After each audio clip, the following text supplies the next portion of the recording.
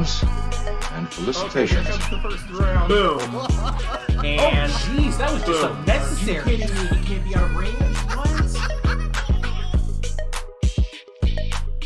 Greetings and felicitations, YouTube. You're all the Appian Way here, continuing on this series to present to you the units that are the ones you should never take, bad, just kind of meh, good, and the units you should always take, alright? Dardania, here we go. The Warlords are all good. They're the cheapest hero in the game. All of them have their place. I think the worst of the three is going to be the Warlord Warmonger, but even he has a good ability with Ares' Thunder. The Archer Skirmishers, take it. Take the Archer Skirmisher. Archer Trickster is a good alternative, but the Archer Skirmisher, specifically on a light Archer Chariot, is a take-it choice. The Fighter Champion is just bad. You don't, honestly, never take it. They're way better options in the hero lineup. If you want somebody to do the Fighter Champion's job, just take Aeneas, or the Fighter Vanquisher, or the Ravager.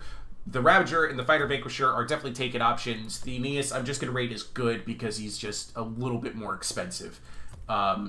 He's not too expensive. And for the love of God, don't put Aeneas or a Fighter Vanquisher on a chariot. Also, don't ever put the Archer Trickster on a chariot.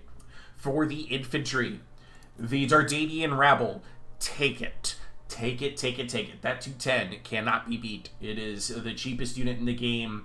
It is expendable, and it will do its dang job, which is die, and die well. Dardanian Mob at 230 is also really, really good. They also happen to have a shield with a 35% missile block chance, so you can really drain the enemy's ammo with these guys. Coastal Club Fighters are, honestly, they're good. They're a medium infantry that only costs 280. They're not going to win you any fights, but they are also expendable. So if you just want, a slightly upscaled version of the Dardanian Mob, the Coastal Club Fighters are a good bet.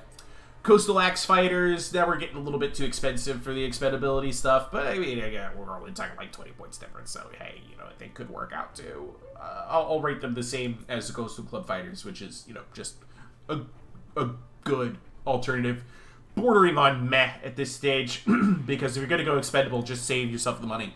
Coastal Club Warriors, again, meh, like another expendable unit, but seriously, just save yourself the money. The Axe Chargers are meh. Probably, honestly, I'd rate them as bad. They're better options. They're not expendable anymore, so when these guys start dying, and they will, it's going to start hurting everybody's feelings. And Antolian Swords are good. This is a really, really cheap 125 sword damage with 37 speed. Their morale's not fantastic. Their armor is low. They have a 65% missile block chance, though. So I like the Antolian Swords a lot. The Shieldless Spears, never take it. Never. Just never. Because you could do the same thing with Dardanian Spearmen, but much better and have more versatility. The Dardanian Spearmen, I'm going to rate as a good... Good point meh. We'll put them somewhere between the two. Dardanian Sworn Fighters is a good unit. I like these guys. They're immune to psychology for only 740, and they have improved flanking attack. They have no armor or shield, so, they'll die easy, but they have a really, really good impact in the flanks. But there's better choices than Dardanian Sworn Fighters. Heavy Antolian Spearmen, I'm just going to rank these guys as bad. Your heavy infantry selections get way better in the more expensive tiers, and they're worth bringing in the more expensive tiers. The heavy Antolian Swords, honestly, I'm going to say take it. Especially in, some competitive rule formats. These guys will get you the best value for being a heavy infantry. 160 sword damage, bonus versus spearmen. People still love bringing spears. I know I do. These guys are going to be dealing a lot more damage. Actually, I can calculate that out for you. Instead of it being 160, this is actually going to be up to 175. Decent armor piercing as well, even though it's not listed here. The Renowned Dardanian Sworn Fighter is good. In some instances, I would even say take it, actually. These guys are the upgraded version of the Dardanian Sworn Fighter, and as you can see by the statistics, they're just better all around. They don't have the 55 speed of Dardanian Sworn Fighters, but you have other options for speed. Dardanian Defenders, take it. Take it.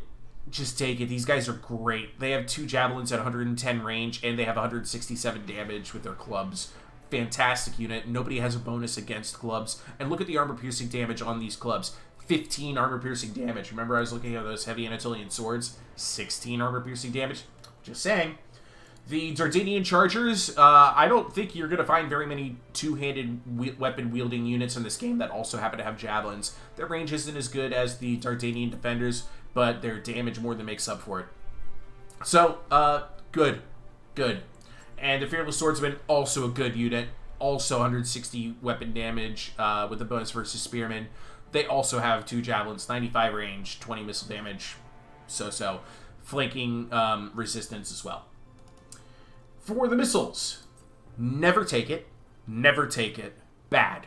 The Anatolian Slingers are your best bet for a ranged unit, and even still, I don't want to take it. The only reason I called them bad is because one of them has to be better than never take it, but frankly, never take any of them. Heavy Trojan Chariot, take it. Archer Chariots, never take it. There's very little value in light chariots unless you're going to be playing it up against another Dardanian player to run over their mobs, and even still, just do it with the heavy chariot. The 800 price point is just too much. The Savage Centaur Warriors, good. The Harpies, good. The Centaur Champions, take it, and the Harpy Fiends, take it. The Centaur Elders, I never take it, but some people swear by them. I'll say bad. Just bad. With the rest of it here, again, this is just like Argos. This is a faction where you can pull off one of these. 2 of the Heavy Chariots, Centaur Champion, 2 Savage Centaur Elders, and you still have 7,600 left over. And the good thing about Dardania is that its infantry is really cheap. You can pull off a lot with 7,600 funds. Anyway, that's it for today's episode. Ta-ta, I love you all, and I'll see you guys in the next one.